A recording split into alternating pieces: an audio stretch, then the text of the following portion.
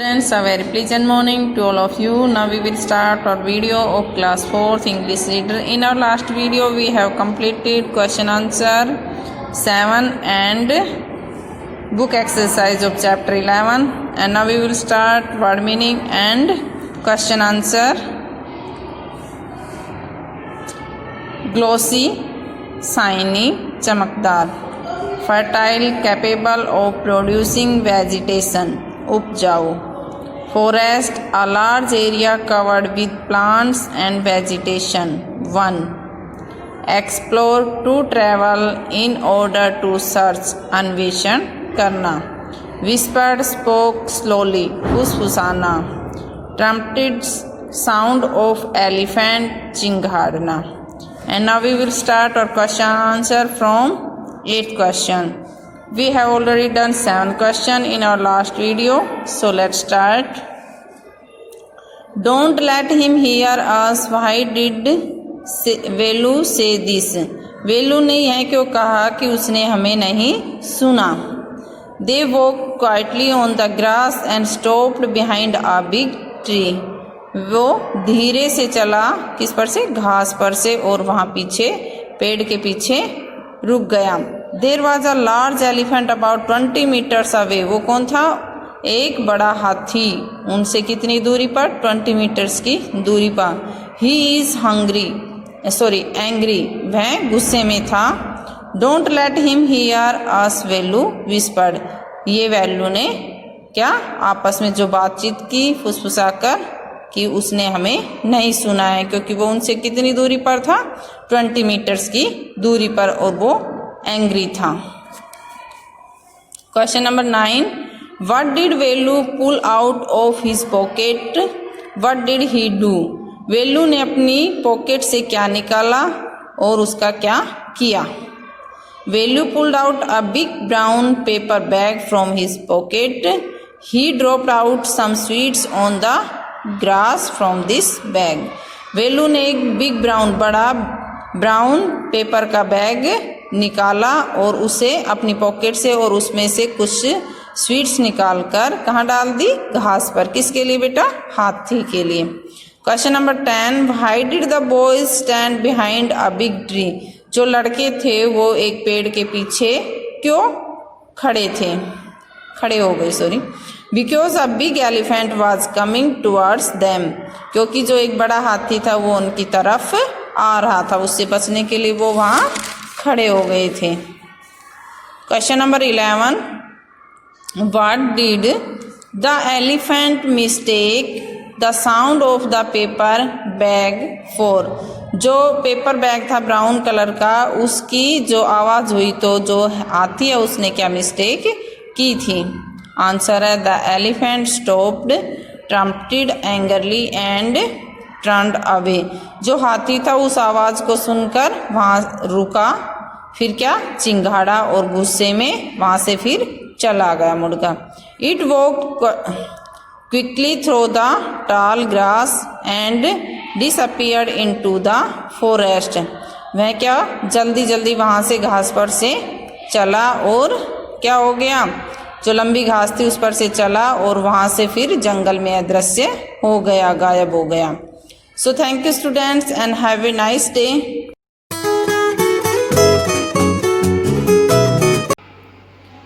A very warm and pleasant good morning to all of you. I am your GK teacher from MLP International School Rajpura.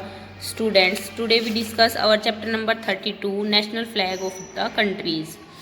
Different countries के national flag है हमारे इस chapter में. हमें उनको recognise करना है, उनको पहचानना है और उनका नेम राइट करना है. Dear students, can you identify the flags of different nation? क्या आप डिफरेंट नेशन के, डिफरेंट कंट्रीज़ के या फिर डिफरेंट राष्ट्र के नेशनल फ्लैग आप आइडेंटिफाई कर सकते हैं, रिकॉग्नाइज कर सकते हैं, आप उनको पहचान सकते हैं. Right the countries name. Write the country's name concerned with the flags. हमें क्या करना है? पहले फ्लैग की पिक्चर को रिकॉग्नाइज करनी है और फिर उससे रिलेटेड उस कंट्री का नेम हमें राइट करना है. Take help from the help books. Students, you can see we have help books in our end of chapter. आपको इसकी हेल्प से अपना ये फिलअप्स फिल करने हैं। You can C first picture, जो हमारी फर्स्ट पिक्चर है फ्लैग की, वो कौन सी कंट्री से रिलेट करता है? America, AMERICA, America. It is flag, national flag, it is picture of America's national flag. ये अमेरिका के नेशनल फ्लैग की पिक्चर हमें गिवन है फर्स्ट नंबर पे।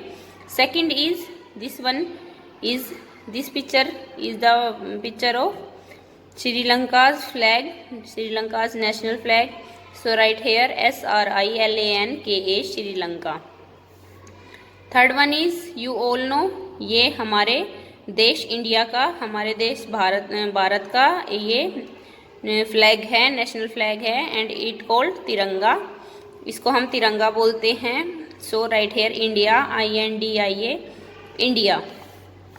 Fourth picture, fourth flag is relate to Canada, Canada country से relate करता है ये। So right here Canada, CANADA, Canada. जो फोर्थ पिक्चर हमारी गिवन है फ्लैग की, वो कौन सी कंट्री का फ्लैग है? Canada. Next one is fifth one, जो ये फिफ्थ पिक्चर हमारी गिवन है, फिफ्थ पिक्चर में नेशनल फ्लैग गिवन है, ये कौन सी कंट्री से बिलोंग करता है? Australia, AUSTRALIA, Australia. It belongs to Australia country. Sixth one is, आप देख सकते हैं काफ़ी कलरफुल फ्लैग दिखने में दिखाई दे रहा है ये हमारा, और ये कौन सी कंट्री का फ्लैग है? South Africa, SOUTH, South, AFRICA, Africa, South Africa. Next one is Denmark, DENMARK, Denmark. Seventh picture जो हमारी है वो डेनमार्क के नेशनल फ्लैग की पिक्चर गिवन है हमारे चैप्टर में। So right here Denmark. Eighth one is Nepal, NEPAL, Nepal. Fifth picture in this chapter is the national flag of Nepal. Ninth is Britain, आप देख सकते हैं ब्रिटेन का नेशनल फ्लैग है, प्लस बना हुआ है, फिर क्रॉस है। So right here Britain, BRITAIN, Britain. Tenth is Switzerland, SWITERLAND, land, Switzerland. Tenth number पे जो हमारे चैप्टर में पिक्चर गिवन है वो कौन से कंट्री से रिलेट करता है? वो फ्लैग स्विट्जरलैंड से। 11th one is China, CHINA, China.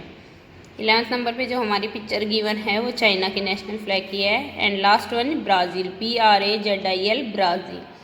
जो लास्ट पिक्चर हमारे पास चैप्टर में गिवन है फ्लैग है वो ब्राज़ील देश से रिलेट करता है। Let's revise again our chapter. First picture is the national flag of America, second one is Sri Lanka, third one is India, fourth national flags picture is Canada, fifth जो हमारा national flag है वो कौन से की पिक्चर है, कौन से देश की? Australia. Sixth one is south Africa, seventh is Denmark, eighth is Nepal. Ninth पे जो हमारा पिक्चर गिवन है हमारे चैप्टर में वो कौन सी कंट्री से रिलेट करता है? वो flag Britain. Tenth one is, tenth picture है नेशनल फ्लैग की, it belongs to Switzerland. 11th one is relate China and 12th one is Brazil. जो हमारा 12th पे जो नेशनल फ्लैग का पिक्चर गिवन है वो ब्राज़ील कंट्री से बिलोंग करता है। It is the national flag of Brazil. So students, today we discuss about the countries, different countries with their flags. I hope you understand our this chapter. Thank you. A very good morning all of you. I am Manisha ma'am, math teacher from MLP International School Rajpura. Let me start our math online classes for class 4th. My dear student, in previous class we complete our exercise 9.1. Today we will start our exercise 9.2. So let's start. Exercise 9.2 question number first, find the sum. Part A में हमें given है 673.30 plus 602.70। बेटा sum find करना है तो हम क्या करेंगे, ऐड करेंगे। 0 में 0 को प्लस किया 0, 3 में 7 को प्लस किया 10, 0 1 कैरी, पहले पॉइंट राइट करेंगे। नाउ 3 + 2 5 + 1 कैरी 6, 7 में 0 को प्लस किया 7, 6 में 6 को प्लस किया 12। So students, 673.30 plus 602.70 is equal to 1276.00. I think you understand. Now we do next part, part B. Part B में हमें given है 3478.60 plus 2232.90. Now we start addition. 0 में 0 को प्लस किया 0, 6 में 9 को प्लस किया 15, 5, 1 कैरी, पॉइंट 8 में 2 को प्लस किया 10 प्लस 1 कैरी 11, 1 कैरी, 7 में 3 को प्लस किया 10 प्लस 1 कैरी 11, अगेन 1 कैरी, 4 में 2 को प्लस किया 6 प्लस 1 कैरी 7, 3 में 2 को प्लस किया 5. So student our answer is 5711.50. Now we do next part, part E. Students part E में हमें 3 नंबर्स गिवन है, इनको हमें ऐड करना है. सो लेट्स स्टार्ट. 2 में 8 को प्लस किया 10 प्लस 9 19, 1 कैरी, 4 में 5 को प्लस किया 9, 9 में 0 को प्लस किया 9 plus 1 carry 10, 0 1 carry. Now point 6 में 4 को प्लस किया 10, 10 में 6 को प्लस किया 16 प्लस 1 कैरी 17, 7 1 कैरी, 5 में 5 को प्लस किया 10, 10 में 2 को प्लस किया 12 प्लस 1 कैरी 13, 3 अगेन 1 कैरी, 8 में 6 को प्लस किया 14, 14 में 1 कैरी को प्लस किया 15, 5 अगेन 1 कैरी, 4 में 7 को प्लस किया 11 plus 1 carry 12. So students our answer is 12,503.09. I think you understand. So you can easily revise remaining parts of question number first. Now we do question number second. Question number second, find the difference. Students question number second में हमें difference find करना है, means उनको minus करना है. Let's start. Part B में हमें given है 8896.77 माइनस 6724.95. नाउ 7 में से 5 को माइनस किया 2, 7 में से 9 माइनस नहीं होगा, कैरी लेंगे. 6 से 6 क्या हो जाएगा 5 और 7 क्या हो जाएगा 17. बॉक्स के अंदर राइट करोगे आप 17, 17 में से 9 को माइनस किया 8, 5 में से 4 को माइनस किया 1. स्टूडेंट्स पहले आपको पॉइंट राइट करना है. नाउ 9 में से 2 को माइनस किया 7, 8 में से 7 को माइनस किया 1, 8 में से 6 को माइनस किया 2. So students 8896.77 minus 6724.95 is equal to 2171.82. I think you understand. Now we do next part, part C. Part C में हमें गिवन है 5000.00 minus 3761.87. Now we start subtraction. 0 में से 7 माइनस नहीं होगा, कैरी लेंगे. आगे सभी 0 स्टूडेंट्स, कैरी कहाँ से लेंगे 5 से लेंगे. ये क्या हो जाएगा 4, ये यहाँ पे 10, ये एक कैरी इसको दे देगा, तो यहाँ क्या बचेगा 9, 9 9 9 9, लास्ट में होगा आपका 10. इन सभी को आपको कट करके राइट करना है. 10 में से 7 को माइनस किया 3, 9 में से 8 को माइनस किया 1. नाउ पॉइंट के नीचे आपको पॉइंट राइट करना है. नाउ 9 में से 1 को माइनस किया 8, 9 में से 6 को माइनस किया 3, 9 में से 7 को माइनस किया 2, 4 में से 3 को माइनस किया 1. So student, our answer is 1238.13. I think you understand. Now we do next part, part E. Part E में हमें गिवन है 3510.20 minus 1728.65. Now we start subtraction. 0 में से 5 माइनस नहीं होगा, कैरी लेंगे 2 से. 2 क्या हो जाएगा 1 और 0 क्या हो जाएगा 10.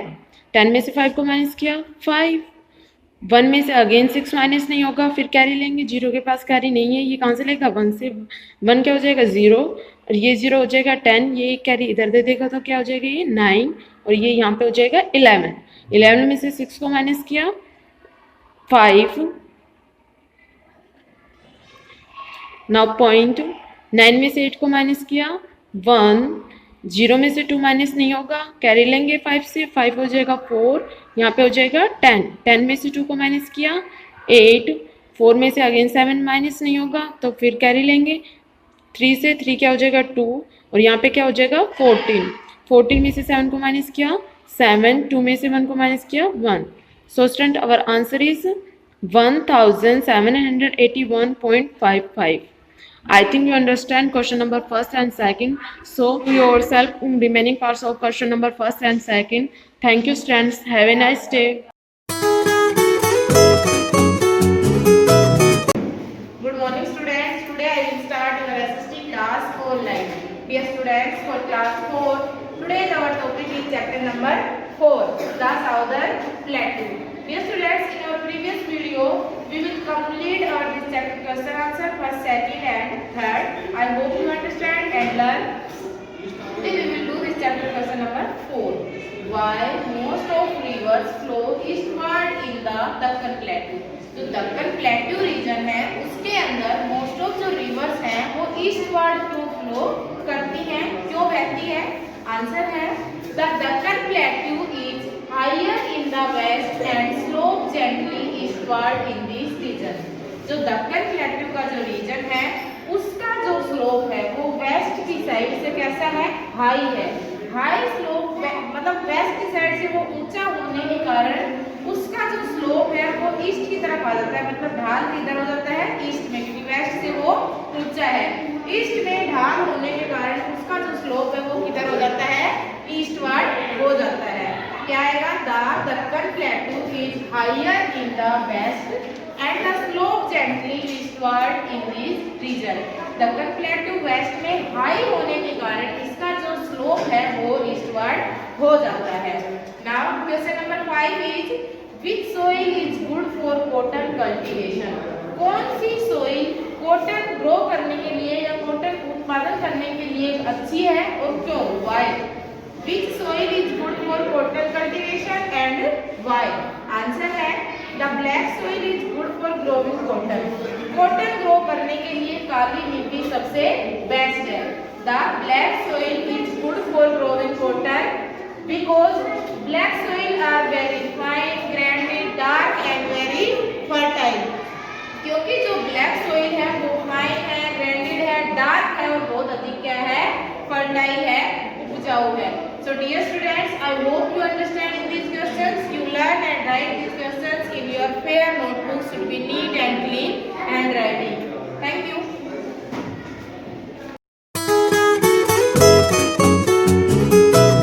गुड मॉर्निंग स्टूडेंट्स, मैं मुकेश मैडम, आपकी हिंदी अध्यापिका MLP इंटरनेशनल स्कूल राजपुरा से। बच्चों, आज कक्षा 4 में हम पढ़ेंगे पाठ 11। पाठ आप पहले पढ़ चुके हैं, उसके कुछ प्रश्न भी मैंने करा दिए थे। अभी मैं बाकी बचे हुए प्रश्न आपको कराऊंगी। तो चलो शुरू करते हैं। तो बच्चों, हमारा प्रश्न नंबर 3 है, सही उत्तर पर सही का निशान लगाओ। किसको मथने से माखन निकलता है? किसको मथने से माखन निकलता है? दूध को, दही को या लस्सी को? तो इसका सही उत्तर होगा दही को। दूसरे की चीज़ को देखकर क्या नहीं करना चाहिए? दूसरे की चीज़ को देखकर क्या नहीं करना चाहिए? लालच, घमंड या चोरी? तो इसका सही उत्तर होगा लालच। क्या खर्च करने पर बढ़ती जाती है? क्या खर्च करने पर बढ़ती जाती है? पैसा, विद्या बुद्धि या राशन? इसका सही उत्तर होगा विद्या बुद्धि। अगला प्रश्न है, कबीरदास जी समय की महत्ता क्या बताते हैं? कबीरदास जी समय की महत्ता क्या बताते हैं? अभी करो, कल करो, कभी मत करो। तो इसका सही उत्तर होगा अभी करो। अगला प्रश्न है, प्रश्न नंबर 4, निम्नलिखित प्रश्नों के उत्तर दीजिए। माखन किसमें से निकाला जाता है? माखन किस में से निकाला जाता है? इसका उत्तर होगा माखन दही में से निकलता है या निकाला जाता है।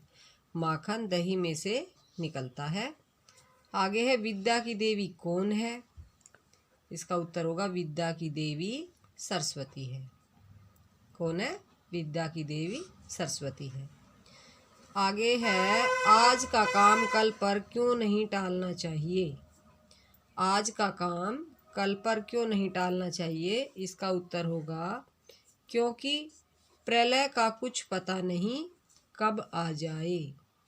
क्योंकि प्रलय का कुछ पता नहीं कब आ जाए, इसलिए आज का काम कल पर नहीं टालना चाहिए। अगला प्रश्न है घर का भेद कौन बाहर कह देता है? घर का भेद कौन बाहर कह देता है? इसका उत्तर होगा घर का भेद आंसू बाहर कह देते हैं। क्या उत्तर बताया मैंने? घर का भेद आंसू बाहर कह देते हैं। एक बार फिर से देख लें। किसको मथने से माखन निकलता है? दूध को, दही को, लस्सी को। सही उत्तर होगा दही को। दूसरे की चीज़ को देखकर क्या नहीं करना चाहिए? लालच, घमंड या चोरी। इसका उत्तर होगा लालच। क्या खर्च करने पर बढ़ती जाती है? पैसा, विद्या बुद्धि या राशन। इसका सही उत्तर होगा विद्या बुद्धि। कबीरदास जी समय की महत्ता क्या बताते हैं? अभी करो, कल करो या कभी मत करो। इसका सही उत्तर होगा अभी करो। माखन किस में से निकाला जाता है? इसका उत्तर होगा माखन दही में से निकलता है या निकाला जाता है। माखन दही में से निकलता है। विद्या की देवी कौन है? इसका सही उत्तर होगा विद्या की देवी सरस्वती है। क्या उत्तर है इसका? विद्या की देवी कौन है? सरस्वती है। आज का काम कल पर क्यों नहीं टालना चाहिए? क्योंकि प्रलय का कुछ पता नहीं कब आ जाए। क्योंकि प्रलय का कुछ पता नहीं कब आ जाए। घर का भेद कौन बाहर कह देता है? घर का भेद कौन बाहर कह देता है? इसका उत्तर होगा घर का भेद आंसू बाहर कह देते हैं। घर का भेद आंसू बाहर कह देते हैं। तो बच्चों ये जो अभ्यास कार्य मैंने आपको कराया, आप सभी को अपनी नोटबुक में सुंदर राइटिंग में इन्हें लिखना है और याद करना है। तो बच्चों कल फिर मिलते हैं, तब तक के लिए धन्यवाद।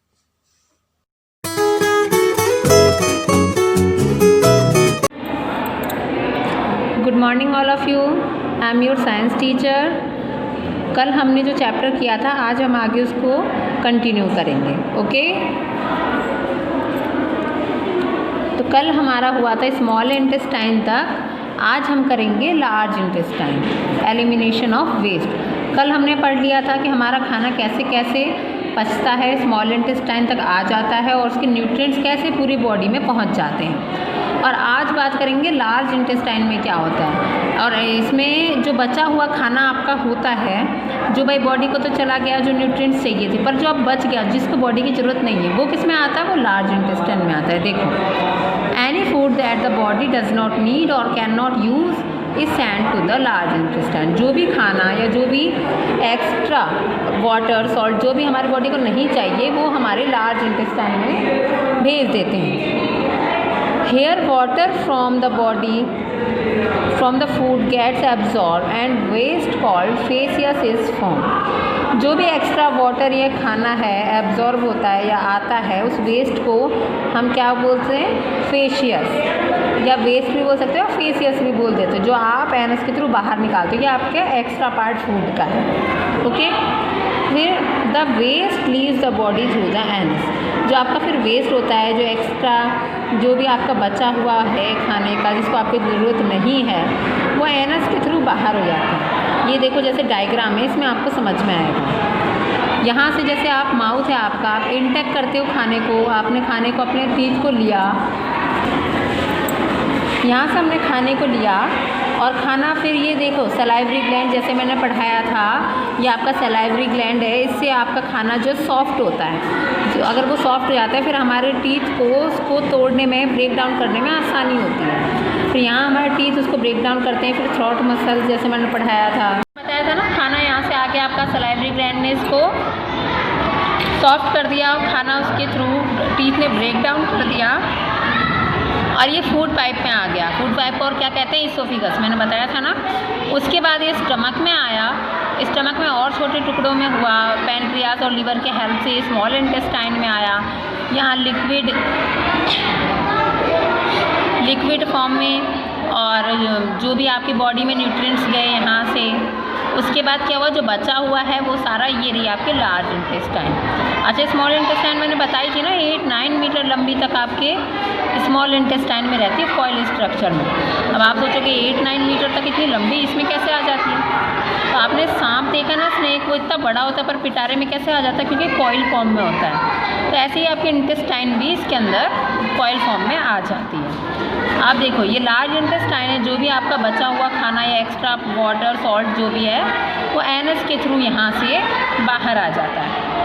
आप सुबह फ्रेश होने जाते होंगे ना, तो वो पूरी प्रोसेस यही होती है खाना खाने के बाद बाहर निकलने की तक, ठीक है। ये आपका डाइजेस्टिव सिस्टम ऑफ ह्यूमंस का डायग्राम हो गया। ये आपको अच्छे से करना है, क्योंकि बड़े होने तक हायर क्लासेस में आप जाओगे तब तक ये आपका चलता रहेगा। तो आपका बेस क्लियर होना चाहिए, ओके। नेक्स्ट टॉपिक है हमारा माइक्रोब्स और माइक्रो ऑर्गेनिज्म। रोगाणु, ये छोटे जीव। Microbes are very tiny creature, से बहुत ज़्यादा छोटे होते हैं, which are visible only under microscope, जो केवल माइक्रोस्कोप से ही दिख सकते हैं। They are all around us in air, in water और ऑल्सो इन आवर बॉडी। ये चारों तरफ हैं, पानी में, हवा में, यहाँ तक कि हमारे शरीर के अंदर भी। While some microbes are harmful to us, other are useful. जबकि कुछ माइक्रोब्स क्या होते हैं हमारे लिए हार्मफुल, नुकसानदायक है, और कुछ क्या है यूजफुल है, हमारे लिए यूजफुल है। Virus, bacteria, fungi and protozoa are different types of microbes. ये देखो, चार ये आपको दिखा रखे हैं, अलग अलग टाइप के माइक्रोब्स हैं। वायरस है, बैक्टीरिया है, फंजाई एंड प्रोटोजोआ। अब ये क्या क्या हैं? Harmful microbes. पहले हम नुकसानदायक जो माइक्रोब्स हैं उनके बारे में पढ़ेंगे। माइक्रोब्स और micro organism which cause disease are refer to as germ. जो भी माइक्रोब्स या माइक्रो ऑर्गेनिज्म है जो हमारे को डिजीज़ बीमारी पैदा करता है उसको हम जर्म्स कहते हैं, यानी harmful microbes. Microbes cause disease when they are able to reproduce in the body. ये डिजीज़ कब पैदा करते हैं, कब बनते हैं? जब रिप्रोड्यूस होते हैं। रिप्रोड्यूस मतलब अपने जैसे एक से दो या कई बना लेते हैं हमारे शरीर के अंदर, तो ये बीमारी पैदा कर देते हैं। They produce harmful substance that damage tissue and organ. ये हार्मफुल सब्सटेंस, द्रव्य ऐसा पैदा करते हैं जो हमारे टिश्यू या ऑर्गन, हमारे बॉडी को नुकसान पहुंचाता है। A person who has been attacked by harmful disease causing microbes is said to be and infected. जिस पर्सन में ये बीमारी या हार्मफुल माइक्रोब्स अटैक कर देते हैं उस पर्सन को हम इन्फेक्टेड पर्सन या बीमार पर्सन बोलते हैं। अब कौन कौन से तरीके हैं जिनसे ये फैलते हैं? Veg by which harmful microbes spread through air, water and contaminated food. हवा के थ्रू, वाटर के थ्रू या दूषित खाने के थ्रू। टाइफाइड का नाम सुना होगा ना, वो दूषित खाने पानी से होता है। यस। फिर through contact with infected animal. Infected animal के कांटेक्ट में भी आने से, देखते ना कोई एनिमल होता है उसके कीड़े लगे रहते हैं या गंदा इन्फेक्टेड हो रहा होता है। फिर है one from person to person, एक पर्सन से दूसरे पर्सन में, जैसे कि जुकाम, कोल्ड है ना, आपको पता हुआ, या अभी कोरोना वायरस चल रहा है उसमें भी एक पर्सन से दूसरे पर्सन में, ये सब वायरस का है। ओके। फिर है सम डिजीजेज कज बाय माइक्रोब्स। माइक्रोब, कुछ डिजीज जो माइक्रोब्स के थ्रू होती हैं। Cause by bacteria. बैक्टीरिया से कौन कौन से होते हैं? ट्यूबरकुलोसिस और टीबी, ये बैक्टीरिया की वजह से होते हैं। Whooping cough that affect the lungs, खांसी वाली कफ जो हमारे फेफड़ों को नुकसान करती है। उसके बाद है वायरस। कस बाय वायरस की वजह से कौन सी होती है? कॉमन कोल्ड, आपका जुकाम, इन्फ्लुएंजा, सर्दी खांसी। Mumps affect salivary gland, chickenpox, जो गलसुआ होता है ना आपका, जो गले वाला पोर्शन है वो सूज जाता है, चिकन पॉक्स माता जी बोलते हैं। कज बाय फंजाई। फंजाई की वजह से क्या होते हैं? एथलीट्स फूट, जो पैर का पोर्शन है वो बहुत ज़्यादा फूल जाता है ना, सूजा हुआ सा जिसे बोलते हैं हम, या आपका पैर का अंगूठा या उसका बीच का साइड जो भी हो जाते हैं वो सब फंजाई में आते हैं। फिर ringworm affect hair, skin and nails, जो दाद होता है वो आपके हेयर, स्किन और नेल्स को अफेक्ट करता है, ख़राब कर देता है, वो सब फंजाई की वजह से होता है। फिर क्या? कस्ट बाय प्रोटोजोआ। प्रोटोजोआ की वजह से कौन सा होता है? मलेरिया, फूड पॉइजनिंग और डिसेंट्री। मलेरिया आप सबको पता है मच्छर काटने से होता है, वो उसमें प्रोटोजोआ ही होता है। और फूड पॉइजनिंग दूषित खाना खाना, और डिसेंट्री दस्त वस्त लग जाती। ठीक है, ये सारा आज आपके लिए हो गया, कल आपको इससे नेक्स्ट बढ़ाएंगे।